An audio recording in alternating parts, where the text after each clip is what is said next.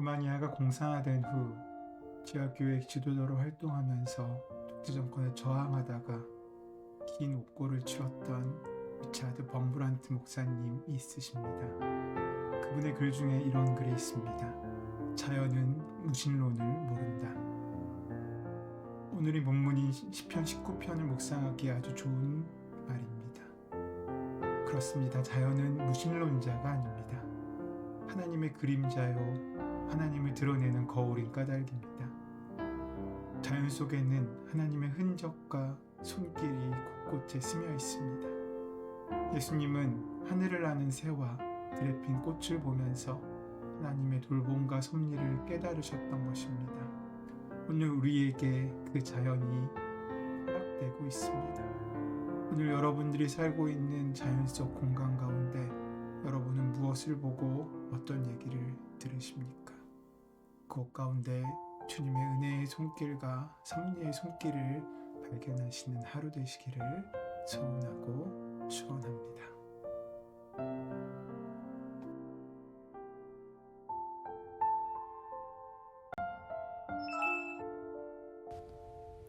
시편 19편 1절에서 6절 말씀.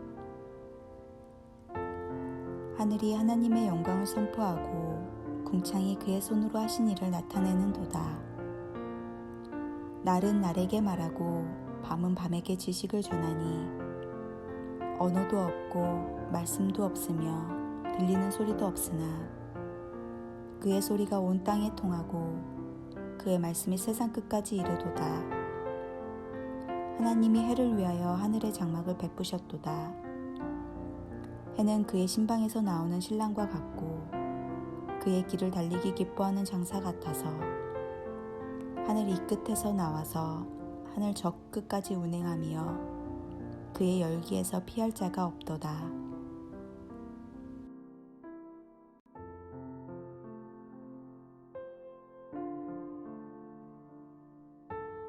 시편 19편의 말씀은 자연 속에 나타난 하나님의 계시를 노래하고 있습니다.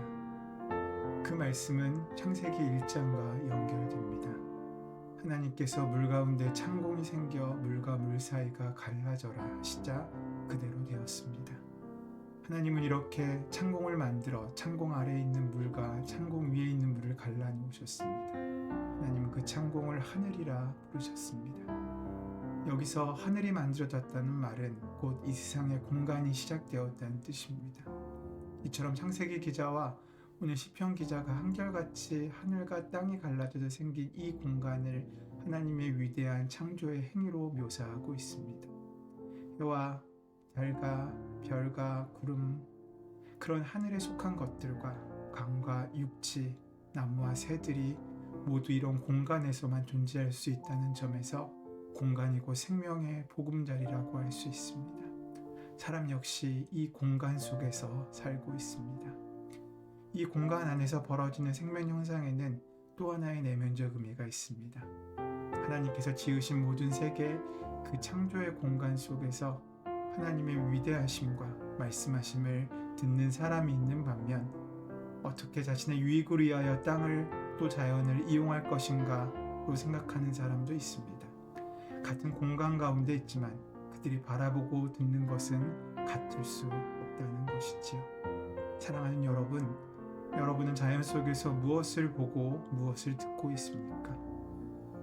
지혜자들은 자연 세계에서 감지되는 작은 변화를 통해 미래에 다가올 일들을 가늠하기도 했습니다.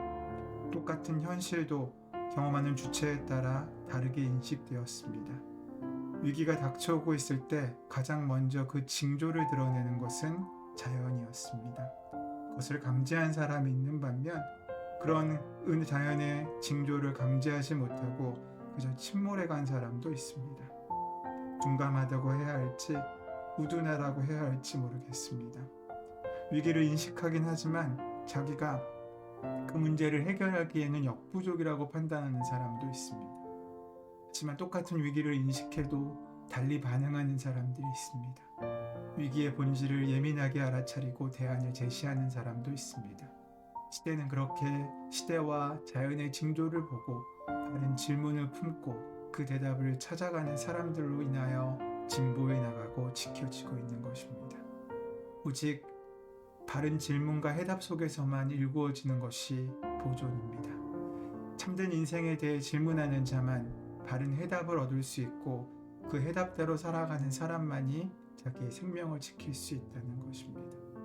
참된 인생의 해답은 아는 만큼 보이고 인생을 아는 만큼 인생이 들리고 인생을 아는 만큼 인생을 바르게 구축할 수 있고 인생을 아는 만큼 그 인생은 더욱더 진지해집니다. 그래서 우리에게 닥친 시대의 징조를 읽고 알아가는 일은 중요합니다. 자연은 우리를 감싸고 계신 하나님의 현존을 드러냅니다. 하나님께서 만드신 공간은 우리를 위해 만드신 자신을 비워내신 하나님의 귀한 사랑의 자리입니다. 그 안에 우리는 생명으로 태어나는 어머니의 자궁의 은혜를 경험합니다.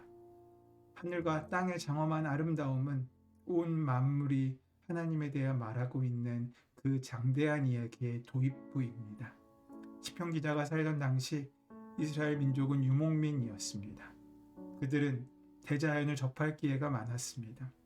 이 광야의 공기는 건조하여 색채와 윤곽이 선명하게 보였습니다. 그 광야에서 시편의 기자는 보석과 같은 밤하늘의 별을 바라보고 명상에 잠기곤 했습니다. 믿음의 선조인 아브라함도 밤하늘을 보면서 하나님의 음성을 들었습니다. 아버지의 사랑을 받지 못하고 들판에서 밤을 새웠던 다윗 또한 수금을 타면서 밤하늘을 보았습니다. 욥은 밤하늘 아래에서 고통의 눈물을 흘리며 하나님께 아픔을 토로했습니다. 야곱은 욕심으로 도망치던 그 피난자의 자리에서 하나님께서 하늘을 열어 그에게 하늘을 보여주시는 그 은혜를 경험하게 되었습니다. 오늘 시편 기자는 우리가 놓치고 있는 그런 귀한 하나님의 약속하신 은혜의 공간에 대한 이야기를 들려주고 있습니다. 낮은 낮에게 그 말을 전하고 밤은 밤에게 그 일을 알려줍니다.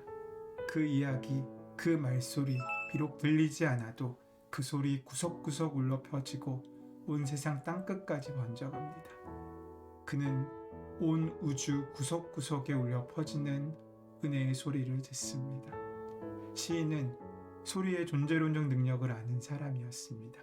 아주 좁은 영역의 소리밖에 들을 줄 모르는 우리의 청각을 뛰어넘어 훨씬 더 근원적이고 영적인 소리를 포착해낼 수 있는 영적인 능력이 이 시인에게는 있었습니다. 하나님의 권능을 나타내는 거대한 별들의 세계, 미시적 원자의 세계, 푸른 바다와 수많은 종의 물고기들, 자유롭게 광활한 하늘을 날아가는 새들, 본능에 이끌려 고향으로 귀환하는 물고기들, 모두 하늘아버지의 사랑과 성품과 그 나라를 표현하고 있는 것입니다. 이 세계 안에서, 이 세계와 함께, 이 세계를 통하여 하늘아버지의 은혜를 찬양하십시오. 해와 달이 찬양하며 광명한 별들이 찬양할지어다.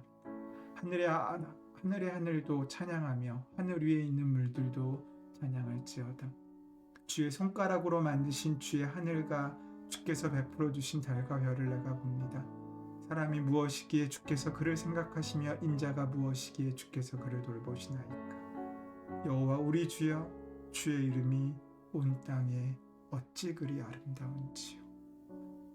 어떤 사람은 그저 살아가는 공간으로 도구로 이 땅을 바라보지만 어떤 사람은 우리가 살아 숨쉴 수 있는 우리의 생명을 지키시기 위하여 그 품을 내어주신 하나님의 사랑과 은혜로 이 자연을 발견하고 바라봅니다. 그 사람에게 자연은 그저 도구일 수 없습니다. 생육하고 번성케 하라는 그 말씀과 은혜를 만나고 또 자연 속에서 우리에게 말씀하시는 그 음성을 듣는 귀하고 복된 자리가 될 줄 믿습니다. 오늘 하루 살아가는 그 공간, 그 자연 속에서 하나님의 은혜의 소리를 들으시고 아멘으로 순종하시는 귀한 삶을 살아가시기를 소원하고 축원합니다. 은혜의 주님, 세상의 불빛이 너무 강해 바라보지 못하는 하늘의 별빛을 볼 수 있는 은혜를 허락하여 주시옵소서. 때로 우리의 불빛이 꺼지게 되기 원합니다. 그래서 주님께서 우리를 위해 예비하시고 약속하신 약속의 별빛을 따라갈 수 있도록 우리가 어둠 속에 들어가게 하여 주시옵소서. 그래서 문명의 불빛으로 가려진 우리의 마음의 눈을 뜨게 하시고 밤하늘의 별빛을 볼 수 있도록 우리의 발걸음을 주님께서 예비하시는 광야로 이끄시고 함께하여 주시옵소서. 오늘 하루도 그저 하루를 사는 것으로 끝나지 않게 도와주시옵고 주님의 숨결을 만나고 하나님의 은혜와 동행하는 복된 삶을 살아갈 수 있도록 채우시고 함께하여 주시옵소서. 주의 은혜와 주의 역사가 함께하실 줄 믿사오며 감사하며 예수님의 이름으로 기도드립니다. 아멘.